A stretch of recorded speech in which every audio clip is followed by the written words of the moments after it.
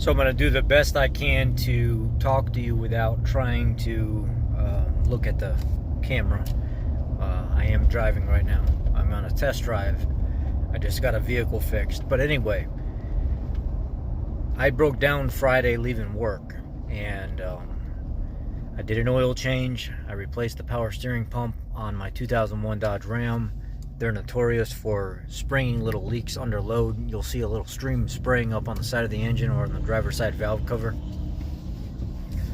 So what ended up happening is I ordered it off Amazon. It was a Gates pressure line for the power steering pump. I didn't change the return line because it's just a return line. There's no pressure, and it wasn't leaking. It didn't look bad. So on the way home, I made it about 15 miles away from work. I apologize about that. I don't have my phone on silent. Okay, let me put this phone. I can't put it on silent while I'm on, so you guys will have to bear with me. Anyhow, I made it about 15 miles from work, and I jumped in a crowd that was going about 80 mile an hour, 80, 85 mile an hour. The old Dodge runs good. And I got out in the crowd with them, and as soon as I hit about 85 mile an hour, I didn't make it a quarter mile, and that thing said, boom, fell on its face. I coasted off to the side. Act like it wanted to start, but then it wouldn't, and then it act like it would, and then it wouldn't, and then it would start up and run, and then it wouldn't, and it was just brief moments of running, and then eventually it just quit completely. And I tested fuel pressure. It was kind of low. The pump was already kind of acting up to begin with, so I kind of thought that's what it was, but I didn't have no way to really confirm other than going to the parts store and paying $150 for the master fuel pressure tester kit, because they didn't have a single one. So I went back to the side of the road.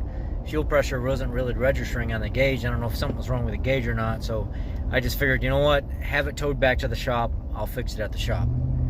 So I got it there to the shop. $150 tow from Renegade Towing out by Woodstock or Hampshire, Illinois. Anyway, Renegade Towing, Huntley, Woodstock area. They towed the truck back to the shop.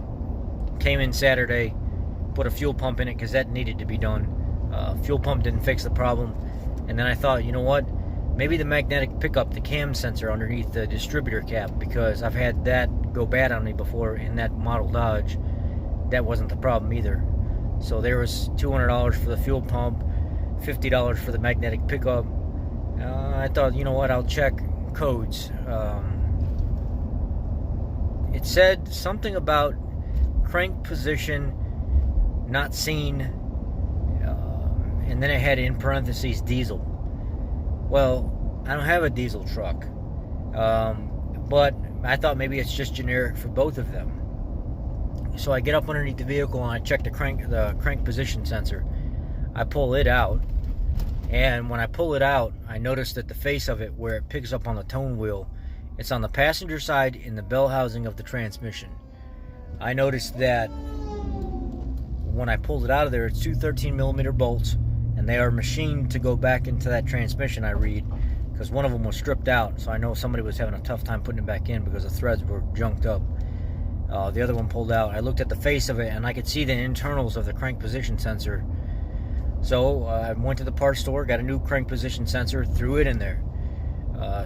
Tried to start the vehicle, would not start. Hooked up the computer, wasn't showing any codes other than that generic crank position sensor code, and they were showing no spark advance. It was giving me nothing, no indication something was wrong with the truck. The computer was acting like it was communicating fine. So I had already put a new ignition coil on it. I thought, what the heck, just put a new ignition coil again anyway, claim it under warranty. So I claimed it under warranty. Ignition coil didn't work, magnetic pickup didn't work, crank position sensor didn't work, distributor cap and rotor, those were kind of junky, so I went ahead and replaced them as well. That didn't work. Replacing the wire from the coil to the distributor cap didn't work. Fuel pump didn't work. So none of that stuff I did worked. I went home, I slept on it, woke up Sunday morning, I was looking across the street, and I said, you know what, my neighbor wants to sell that 98 Dodge four-wheel drive over there. I wonder if he'll just let me make him a deal on that. I'll take the computer out of it and see if it works. Some people say you can start the truck with a different computer as long as it's the same style. The tone ring has to be the same and all that other stuff. So I thought, what the heck, I've got nothing to lose at this point.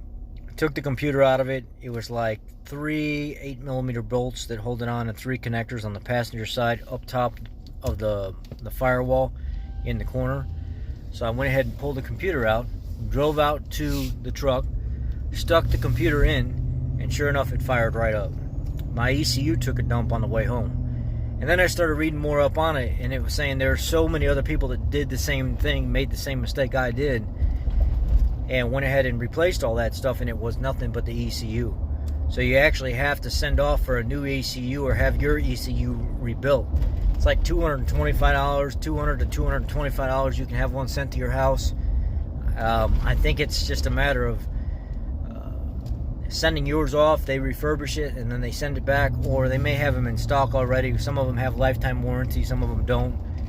But anyway, if you're not getting any codes in your computer and nothing seems wrong check engine wise, and the check engine light's not coming on the vehicle and it won't start, you know something's wrong. That's a key indication that your computer is taking a dump. If you're not getting a check engine light and the thing won't start, check your computer. You know, I know everybody doesn't have a spare computer floating around, but I guess from what I read now, it's very common for those Dodgers to have their computer go out like that with no warning. And then after you have them replaced, you know, you get another 200,000 miles out of them before it happens again. But with these companies giving them lifetime warranties now, maybe they figured out something to where they never go out again. It was the ECM, the ECU or ECM, engine control module or engine control unit, whatever you want to call it, or powertrain control module, PCM, but that's what it was. I was able to take the PCM out of a 98 four-wheel drive Dodge and stick it in my 2001 two-wheel drive Sport Dodge. Same motor and everything, but transmission's different. And what I ended up noticing is I didn't get overdrive and I didn't get trans temperature sensor. They would not go off on the dash when I swapped the computers and drove home, until I got about 20-25 miles into my drive, and then all of a sudden I had overdrive and the trans temp went away, and in the bottom left corner no bus popped up where the mileage usually is. So I knew the instrument cluster wasn't responding well with the ECM, but the truck was at least running. I was able to get to home, or get to the house, and then get back to work today. I started it up this morning. I left the driveway. Sure enough, no overdrive, no trans temp. I got about 20-25 miles into the drive. All of a sudden the overdrive came back. Trans temp light went away, and no bus popped up in the mileage area, the lower left corner of the screen. If you get no bus anytime, even if it's before you went through all the switching computers and stuff like I did, say the truck falls on its face and you pull over on the side of the road and it says no bus in that gauge, something's wrong with the computer immediately. There's not really room for much diagnostics other than that computer's probably going to have to be replaced. Or something's wrong with the wiring, but if you're driving and it just falls on its face like that, chances are it is the computer. Anyway, that's how I fixed it. I stuck a 98 computer in a 2001. Yeah, there are some differences. I was able to get home fine. I was able to get to work fine. Today I'm going to be ordering a new computer for it that's programmed to my VIN number, and we'll go from there. Thanks for watching, guys.